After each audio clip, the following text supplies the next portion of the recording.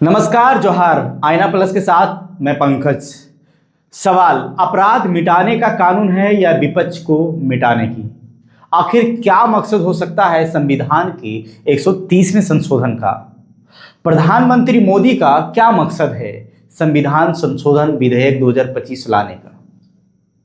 क्या ईडी को एक और मौका दे दिया गया है संशोधन के माध्यम से? संविधान संशोधन विधेयक 2025 का हवाला देकर विपक्ष के मंत्री मुख्यमंत्री को गिरफ्तार करके 30 दिनों तक जेल में रखे रहो। जमानत भी नहीं, फिर मंत्री मुख्यमंत्री पद की कुर्सी चली जाएगी। और जब मुख्यमंत्री की कुर्सी चली जाएगी, सरकार गिर जाएगी। और जब सरकार गिरेगी, उसके बाद जिसकी मर्जी हो उसकी सरकार बनाई जाएगी। कहने को तो है कि अब जेल से नहीं चल पाएगी सरकार, लेकिन क्या आप नहीं जानते कि विपक्ष को मिटाने के लिए मनी लॉन्ड्रिंग का केस, ईडी का इस्तेमाल किया गया। वोटर निरीक्षण को लेकर इलेक्शन कमीशन भी सवालों के घेरे में है। पिछले 11 सालों के आंकड़े को देखा जाए तो 5,892 केस ईडी ने दर्ज किए और सजा मात्र 1520 केस में हुई। इसको देखते हुए सुप्रीम कोर्ट ने भी ईडी की कार्रवाई पर फटकार लगाई थी। झारखंड में मुख्यमंत्री हेमंत सोरेन पर भी ईडी की कार्रवाई हुई थी, लेकिन अब तक कुछ मिला नहीं। इसी को देखते हुए विपक्ष के लोग 130वें संविधान संशोधन विधेयक का विरोध कर रहे हैं। झारखंड में झारखंड मुक्ति मोर्चा के लोग प्रत्येक जिलों में जाकर सरकार का पुतला दहन कर रहे हैं।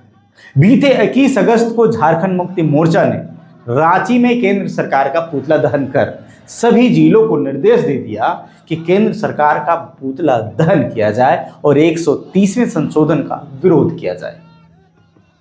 झारखंड के गिरिडीह जिला से आए रिपोर्ट के मुताबिक 24 अगस्त रविवार को दोपहर 2 बजे गिरिडीह जिला कार्यालय से जुलूस निकालकर केंद्र सरकार द्वारा लाए गए संविधान संशोधन विधेयक 2025 के विरोध में केंद्र सरकार का पुतला दहन किया गया। कहा कि काला कानून के खिलाफ लोकतंत्र एवं संविधान की रक्षा हेतु अपनी आवाज बुलंद किए हैं। पूर्व विधायक केदार हजरा ने बयान दिया है कि संविधान संशोधन विधेयक 2025 लोकतंत्र की जड़ों को कमजोर करने वाला है। यह विधेयक जनता की मूल भावना और अधिकारों के खिलाफ है। केंद्र सरकार को जनता की आवाज दबाने का प्रयास महंगा पड़ेगा। तो वहीं महालाल सोरेन जो जिला सचिव हैं, उनका बयान है कि संविधान से छेड़छाड़ देश की लोकतांत्रिक संरचना पर सीधा प्रहार है। झामुमो कभी भी संविधान विरोधी कानूनों को बर्दाश्त नहीं करेगी। झारखंड की धरती से इस काला कानून के खिलाफ आंदोलन की आग पूरे देश में फैलेगी। उपस्थित अजीत कुमार पप्पू का बयान है कि यह विधेयक जनता की आवाज को दबाने और अधिकारों को छीनने वाला है। झामुमो सड़क से सदन तक इस बिल का विरोध करेगी। वहीं झामुमो के केंद्रीय सदस्य प्रणव वर्मा ने कहा है कि संविधान संशोधन विधेयक 2025 यह लोकतंत्र पर हमला है। यह पूरी तरह से विपक्षी दलों को टारगेट करने के लिए किया जा रहा है। केंद्र की सरकार अब दुष्ट वाली राजनीति कर रही है। सुनिए रिपोर्ट।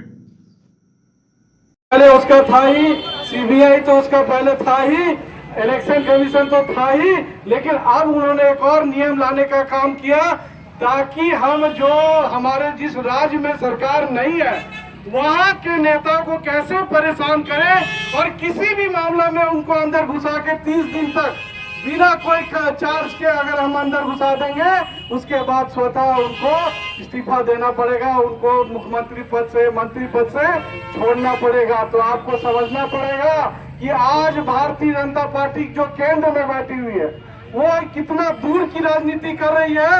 वो देख रही है झारखंड को, वो देख रहा है बंगाल को कि यहाँ पे हमारा सत्ता नहीं आ पा रहा है, जनता हमारे साथ में नहीं है, तो हम क्या करें। इसी को साथ में लेके और यहाँ के जो नेता हैं उनको जेल में घुसा के, आप लोग जानते होंगे, जितने लोग कोर्ट जाते होंगे, कि तब तक आदमी को दोषी नहीं माना जाता जब तक वो कोर्ट उसको दोषी ठहराता नहीं है। और यहाँ तो उल्टा गंगा बह रहा है। भारतीय जनता पार्टी पहले अंदर करती है, 1 साल तक 6 महीने तक अंदर रखेगी, उसके बाद बरी कर देगी, उसके बाद कोई दोष नहीं हुआ, आपको छोड़ दिया गया।